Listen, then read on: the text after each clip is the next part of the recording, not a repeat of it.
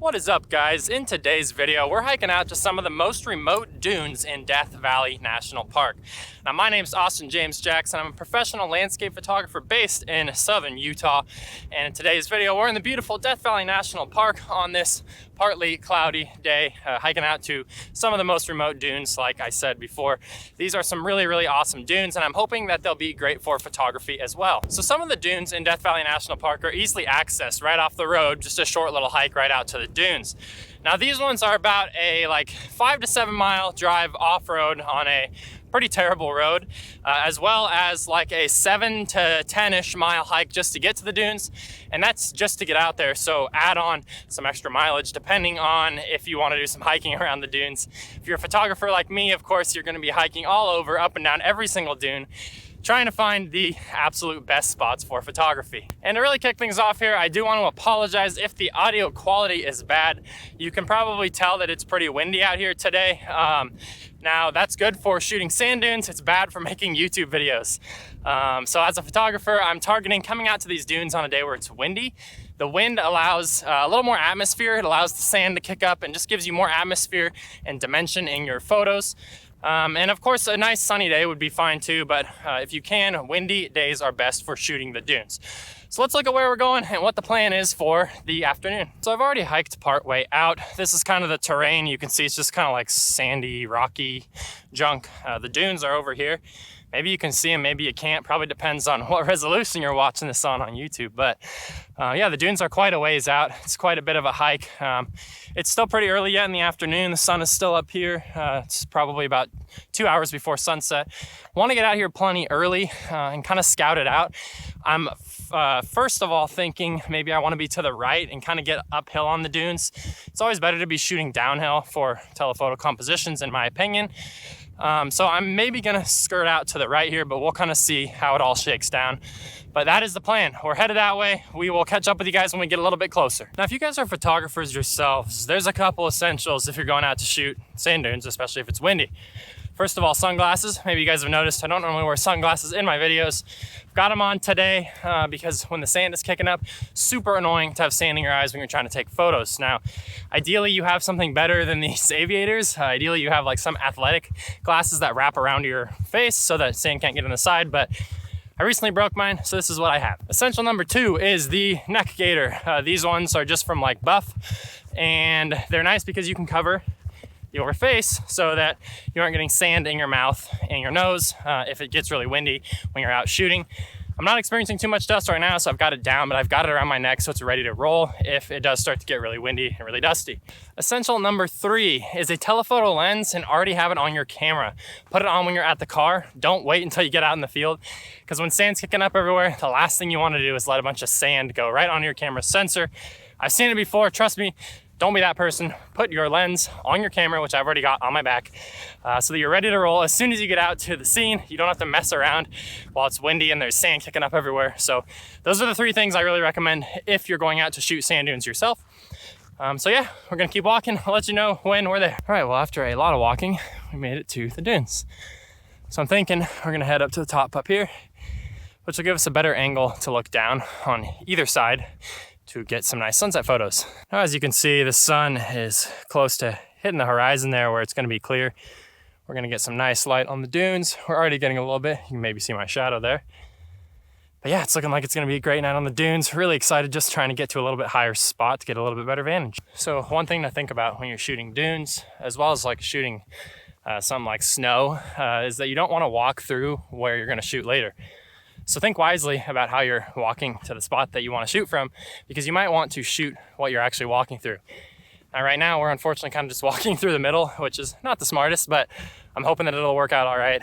We're just at the edge of the dunes, so hopefully there will be a lot of compositions on the other side of the dunes where we haven't seen yet. All right, so we've got the whole setup shooting now. This is what I'm shooting at the moment. I've shot a lot of stuff walking up here, but what I'm really liking, maybe you can see it on the camera, is there's a little bit of wind that's kicking up some sand on the ridgeline there, which is giving a lot more dimension to my scene. I've got some sand on this close dune right here, as well as this far one. Of course, I'm shooting with my telephoto. I'm at about 120 or 115 millimeters, so I'm pretty far away.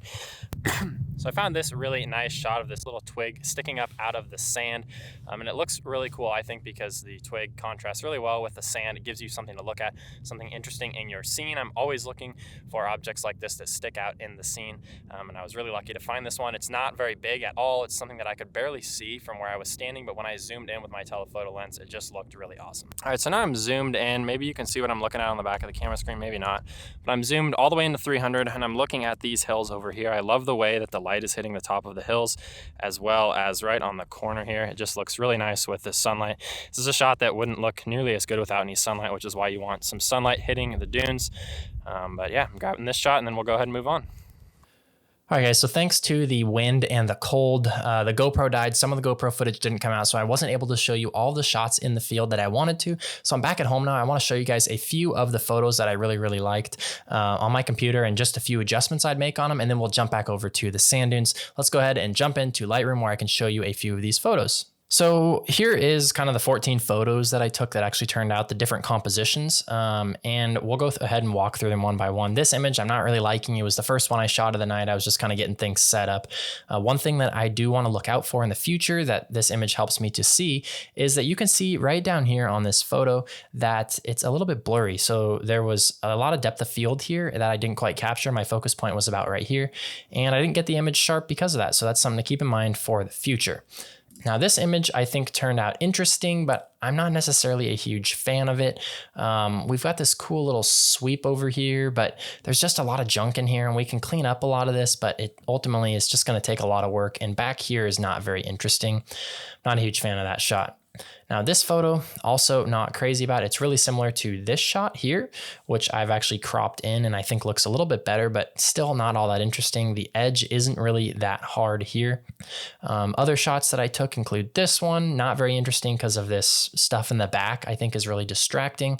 And we don't have a high enough vantage on the dune here for it to be really intriguing to me. I need to be a little bit higher if I want to shoot this shot. And there's also just so much junk down here that we'd have to get rid of. Now we've got this shot, which came out all right. There's still a little bit of junk in the background. We would have to add quite a bit of contrast here and maybe drop the shadows and punch the whites. And it would take a lot of work to get this image looking good, I think. But this was another composition that I grabbed. Now this one, of course, I showed you in the video. Really interesting earlier in the video, I mean. Really interesting how this little like twig was growing here, I guess. I'm not sure what even this is. It's like a little stick or growth or bush or something growing in the ground. One thing that I wish I would have done differently is taken another exposure to focus for this area. You can see how it's a little bit blurry just because of the depth of field, something to keep in mind like I mentioned before.